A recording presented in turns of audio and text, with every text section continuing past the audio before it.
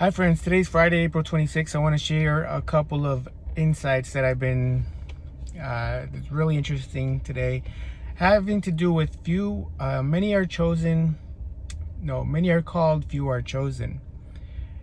And I say this because a lot of times people start off with good intentions as becoming a prophet, evangelizers, preachers, teachers, and so forth, right? So we have this calling, and throughout the process, we probably can lose it. We get deviated. Sometimes money calls, sometimes sin calls, whatever, and then they lose their calling to that, and that leaves a small amount of people that are chosen. When Jesus spoke, he used a lot of examples, and it was kind of like an open dialogue. One of the conversations that Jesus had regarding blood and flesh, remember the cannibalism talk where he says, unless you drink my blood and eat my flesh, you have no part of me.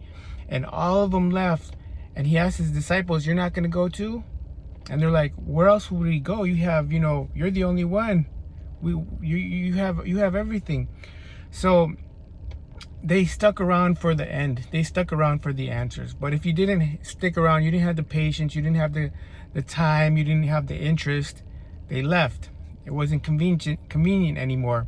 He was no longer providing food, lunch, dinner. So they were in it for the wrong reasons. Like today, many times people are, like I say, they have the calling, but they do it for the wrong reason. Start off good, ended up bad. Kind of like King Saul, started off good, ended up bad. Solomon started off good, ended off bad. And you can't, and it's kind of weird too, because they're the men of God, right? And how would you look at them if you're trying to support them and fight for them, and at the same time they're doing evil? How do you view it?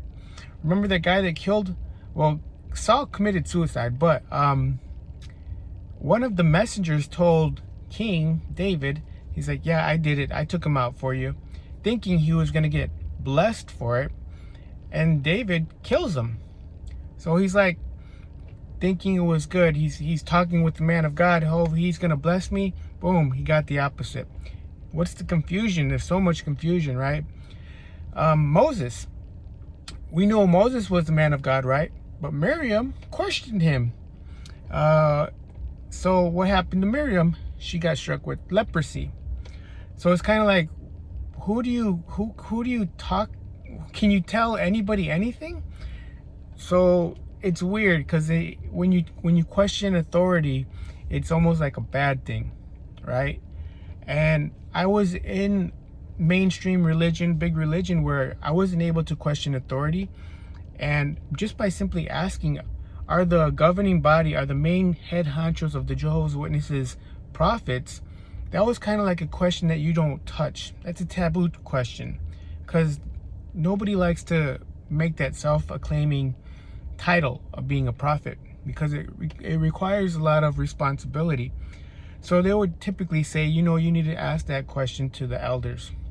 So it was just basically, hey, a taboo question. We don't talk about those type of things. You're questioning authority. So when you question authority, you're either going to get either answers. They're either going to get offended, or they're going to actually explain how God told them. You can believe them or not, but it's pretty much up to you. So those are just a few examples of how we have to start thinking on our own, putting the things together and speaking the truth, speaking with spirit, right? Going along this, here's another example where I'm talking with a family member just recently about fasting, and I'm explaining to them how fasting is important. And they're like, well, because they weren't taught to fast, I said, well, Google it. What are the benefits of fasting? And then Google is just saying all these lists of benefits, like lose weight, healthy, your body rejuvenates, your cells reproduce, and it's just saying these things. And at the end it says, but make sure you consult a trained physician before practicing this. Because I'm like, wait, why would they say that that last part, make sure you consult a trained professional. So can you imagine Jesus saying, yeah, you guys need to fast, but make sure you consult your doctor before you do it? Just doesn't make sense, right? But it's because, like I say, we have to use our thinking abilities. So that's just another example of how sometimes they'll throw in a little thing in there just to kind of make you question it, throw in some confusion there. So here's another little one. I sell land, right? And I've always questioned this whole thing about septic systems. For example, in the Bible, it tells you had to, when you went to the bathroom, you had to go out in the field or wherever, and you had to bury it. And it was to prevent disease and sicknesses. You had to, it's a protection. And the nation of Israel was pretty much free of disease because they did this practice. Did they know the results of all the disease that they were eliminating by doing that? Probably not, but they just followed the rules. Until our 2000 or however many years later, we find the benefits of burying it. But here's the weird part. I sell land, right? So in some of these properties where the government, or I should say legislation, or whoever makes the rules for Texas or over certain areas, makes code regarding how to install septic systems. And the original septic system was basically just a hole in the ground, and you basically every so often you just pumped it out. Some of them had lines, seep lines, but that's just the normal conventional. But so they invented a newer system which requires electricity, it requires maintenance, and it requires a little bit more lines and sprinklers. So this aerobic system, which is an upgrade, is installed the same way in a tank, but it has air in it, and it's got a little float. And whenever the liquids in that tank get to a certain level, it turns on and it sprays. Even though the lines are pretty far out into the field, it sprays the field with all this liquid that's inside this septic system. All the liquid that runs through your house, the water, there's the bathroom, the toilets, the sinks, laundry, it's all being sprayed. All right, so say you live in the country and you're sitting on your porch, and all of a sudden it's a windy day, and the sprinklers turn on and it starts to spray. Unless you lived in the country, you probably don't know how it smells. You don't understand what you're dealing with, So I'm thinking in my mind, like, the person who made up these rules obviously don't live in the country. They don't understand the effects that it's pretty much goes against hygiene. Whatever solution they wanted to fix regarding how to get rid of the waste in a healthy, sanitary way backfired, because now it's all on the exterior, on your grass, on your house, and I'm just like, why? Who makes these rules up? And it's an upgrade. So it's just interesting the way people think, like, who's gonna actually fight this regulation? Like, who am I to speak up and say anything? And if I'm a nobody, right? And I'm not the only one who thinks this, but I don't even live in the country.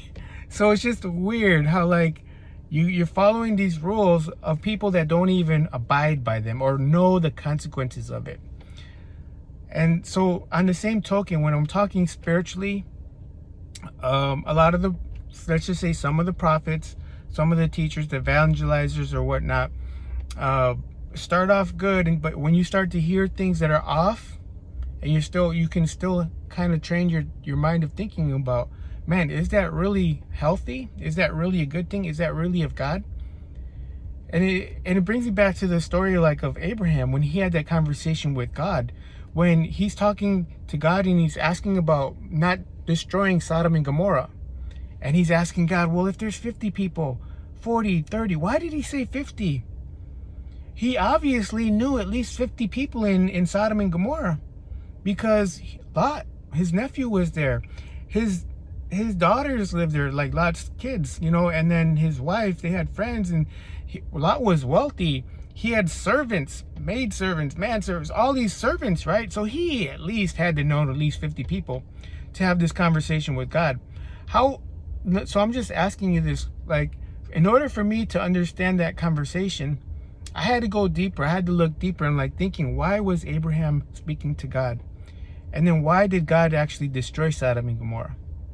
You know, of all of Lot's friends and family, it was only 3 people that survived. All right, so God sees the whole picture. Sometimes we don't see the whole picture. We don't get it. But our best bet is to stick to whatever God says, especially, you know, when in this world right now, there's a lot of things that are disguised to make you feel like you're being protected, but it's not really a protection. And in order to see that, you have to open your eyes. You know, you have to be very vigilant. You have to pray for it. It's not just going to happen overnight. If you're not looking for answers, you're not going to get them. But on a spiritual level, you ask God, he will answer your questions. He'll take care of all your doubts and questions. And sometimes he's going to reveal it to you. He'll remove people from you, or he'll add people to you. And he'll just, you know, he might even just give you a dream. Even at that, some of the dreams can also be tainted can be from the devil. So understanding and having our discernment abilities, our insight abilities, man, that's a skill. And we have to hone in on our skills right now. Kind of develop them. Take the time to understand it. Pray. You know, pray on it. Read. Ask questions. Sometimes you don't know who to ask, right? That's one of my biggest things, because, man, who's gonna know the answers right now? Anyways, God is teaching his people. He is the magnificent instructor, like recorded in Isaiah. He is ultimately the one teaching us. So if it's from a kid that tells us, if it's from a person on YouTube or whatever, any prophet that you're listening to, you're gonna hopefully see the red flags that go off. And it may be just a few, it may be just their imperfections, maybe their character. But the gist of it is if you're able to capture the spirit. All right, so hopefully this message resonates with you, and you're able to understand it and see all the aspects of it, and kind of just gives you a little bit more peace of mind that, hey, you know what? We're at the end days, so we're actually having to step up our game. All right? So hopefully this encourages you to make those prayers, make that special request, that little extra effort to understand. All right, guys, thanks for listening. Until next time.